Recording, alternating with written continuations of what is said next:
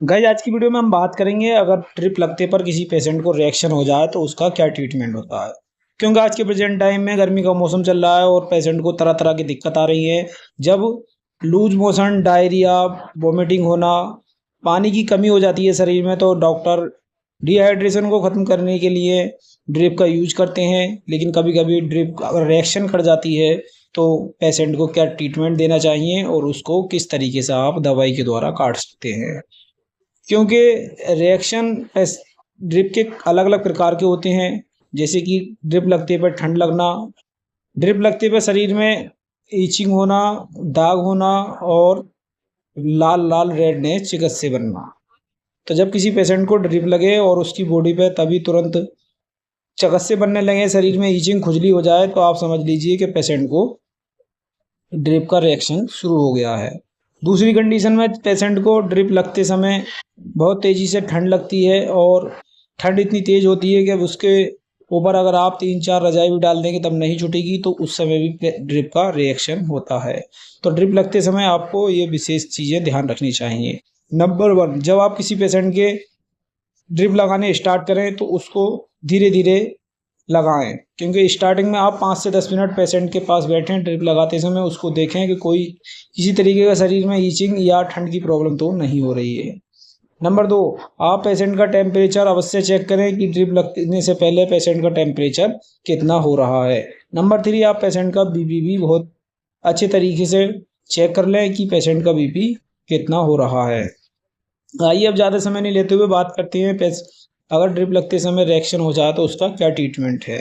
तो नंबर 1 पर अगर किसी पेशेंट को ड्रिप लगते समय उसकी बॉडी में रिएक्शन हो जाता है, शरीर में चिकस्से, रेडनेस और स्पॉट बनने लगते हैं, तो उस कंडीशन में आपको सबसे पहले आनन फानन में अपने क्लिनिक या हॉस्पिटल में कुछ मेडिसिन ऐसी होती हैं जो इमरजेंसी पर रखनी चाहिए।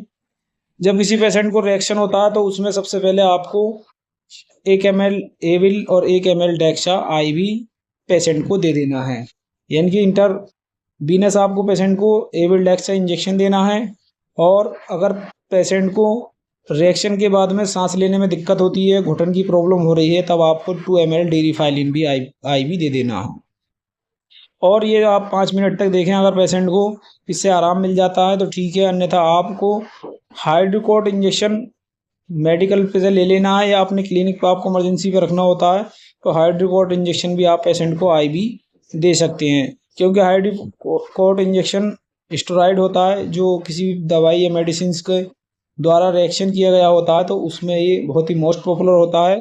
और जब एविडेक्सा रिएक्शन नहीं कर पाता है तो उस कंडीशन में हाइड्रोकॉर्ट इंजेक्शन का बहुत अच्छा रिजल्ट होता है। ये मेडिसिन लगाने के बाद में आप 10 से 5 मिनट पेशेंट के पास बैठे रहें और उसकी कंडीशन बार बार चेक करते रहें।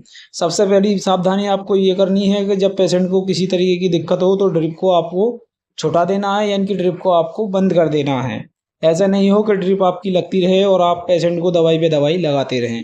तो ये कुछ सावधानी और कंडीशन है जिसका आप फॉलो करते हैं तो पेशेंट को ड्रिप रिएक्शन भी नहीं करेगी। अगर किसी वजह से रिएक्शन हो जाता है तो उसका रिएक्शन भी बहुत अच्छी तरीके से कट जाएगा। तो ये 10 से 15 मिनट के अंदर आपका पेशेंट पहले की नॉर्मल अवस्था में हो जाता है।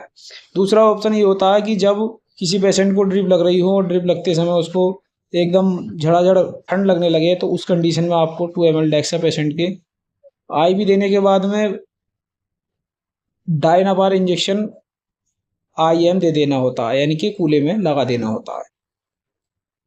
जब ये आप दोनों इंजेक्शन लगा देंगे तो उससे 10 से 15 मिनट के अंदर अंदर पेशेंट आपका नॉर्मल हो जाएगा और वह पहले की कंडीशन में आ जाएगा।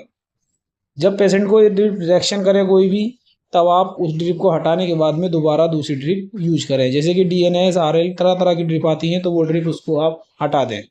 पेशेंट का टेम्परेचर भी चेक करते रहें और कोई भी मेडिसिन ड्रिप बोतल आप खुद से इस्तेमाल नहीं करें और डॉक्टर की सलाह के अनुसार ही दवाई का इस्तेमाल करें।